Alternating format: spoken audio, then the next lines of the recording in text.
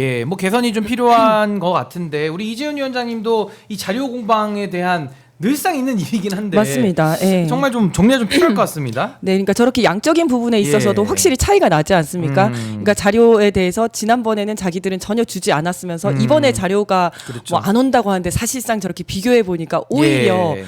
국힘의 장관들이 더 자료를 제출하지 않았다라는 것이 드러나는 거고요. 그리고 참 김행 당시 후보 같은 경우에는 기억을 더듬어 보면 그때 김행랑이라고 했었나요? 런행이죠, 런행. 그다음에 도망갔다는 김행방불명이라고 네. 하면서 본인 후보자 자체가 그 청문회장에서 나가지 않았습니까? 그래서 청문회가 파행된 그런 사례도 있었는데 예. 아 정말 그 무슨 기억상실증도 아니고 지금 와서 이렇게 오히려 이렇게 지금 후보에게 하는 걸 보면 참 내로남불도 이런 내로남불은 없다 이런 생각이 들었습니다. 좋습니다. 그럼 내용에 대해서도 하나 좀 어제 그래도 가장 논란이 됐던 부분만 좀 짚어보면 그 강선우 후보자 관련해서는 이제 국회의원을 했기 때문에 이제 보좌진과의 관계 뭐 많이 바꿨다 뭐 그 부분은 뭐 여기서 다룰 부분은 아닌 것 같아요. 뭐 그건 숫자에 관한 부분이니까 시청자분들께서 판단해 보시면 될 것 같고 다만 이제 어제 강선우 후보자가 일부 사실관계에 대해서는 공통적으로 서로 또 인정한 부분 또 어제 부덕의 소치라서 이제 사과한다라는 입장도 밝혔습니다. 근데 그 내용이 한 두 가지 정도로 요약이 되는데 일단은 그 먹을거리를 가지고 와서 이제 아침에 식사를 하고 이제 차에 두고 내린 건 내 불찰이다 이렇게 이야기를 하나를 했었고 그리고 이제 그 화장실 관련해서는 이제 뭐 비대와 관련된 수리 뭐 이런 부분을 좀 도움을 요청을 해서 아마 그 부분을 좀 보좌진이 와서 또 했다라는 부분이 어쨌든 그 제보가 된 것 같아요. 그래서 지금 언론사에서 보도를 했고 어제도 그 부분에 대한 또 기사가 추가적으로는 나온 상황이라서 아마 앞으로 이 부분에 대한 또 추가적인 또 논란은 불가피해 보이는데 이 부분에 대해서는 좀 어떻게 보시는지 그리고 강선우 후보자에 대한 임명 부분 이 부분은 또 어떻게 예상을 하시는지 우리 김지호 대변인 먼저 말씀 한번 듣겠습니다.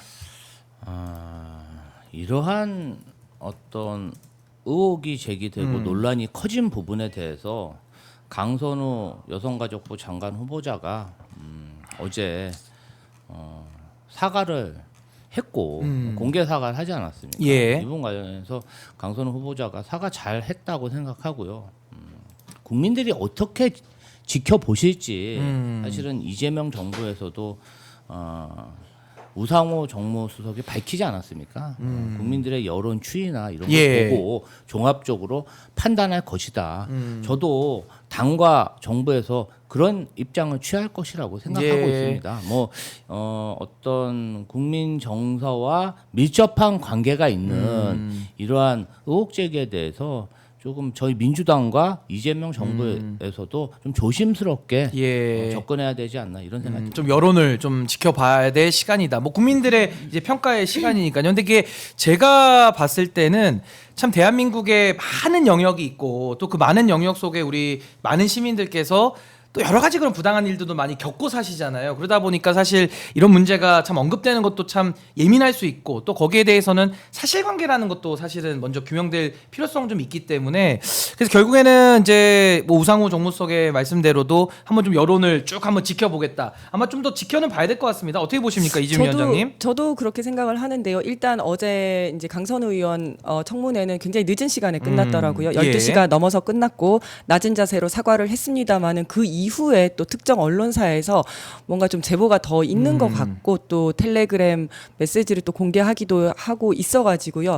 좀 더 국민 여론을 지켜봐야 할 것 같다라는 말씀을 드리고 그리고 굉장히 좀 이제 원론적이고 이제 이런 말씀을 드리면 어제도 있었고 또 일주일 내내 이 청문회가 이어질 겁니다. 청문위원과 또 대통령께서 잘 판단을 하실 거라고 믿고는 있습니다만은 이런 생각 좀 하시는 것 같아요. 지금 밀리면 계속 밀리니까 일단 지금 세게 방어를 해야 된다 이런 생각을 하고 있을 수도 있는데 만약 국민 눈높이에 맞지 않다면 그리고 이제 청문위원들이 생각할 때도 이거는 좀 심하다라는 생각이 든다면 이제 여기서 한 발 물러서는 것도 저는 그게 맞다고 생각을 하거든요. 그러니까 한두 명 누군가를 지키기 위해서 국민들이 등을 돌려서는 안 된다는 생각을 하고요. 그런 부분에 대해서도 충분히 생각을 하고 계실 거라고 생각합니다. 그러니까 저도 지금 이재명 정부의 지지율이 상당히 높지 않습니까? 그래서 지지율이 높기 때문에 사실 어떻게 보면은 좀 역대급 지지율이기도 해요. 왜냐하면 계속 이렇게 상승을 하고 있고 좀 지지율을 탄탄하게 다져가고 있는 실력을 보여주는 그런 정부기 때문에 국민들의 기대감이 상당히 높은데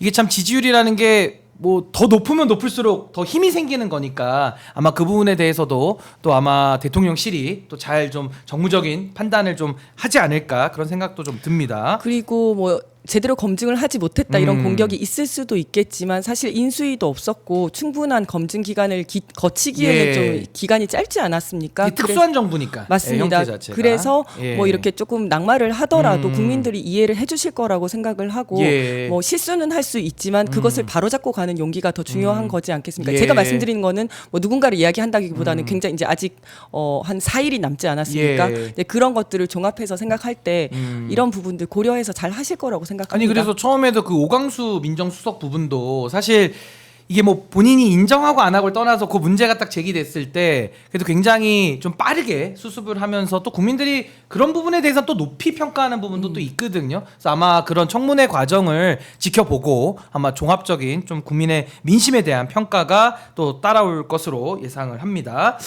자, 오늘도 슈퍼위크입니다. 오늘도 또 청문회인데 한번 제가 쭉 읽어드릴게요.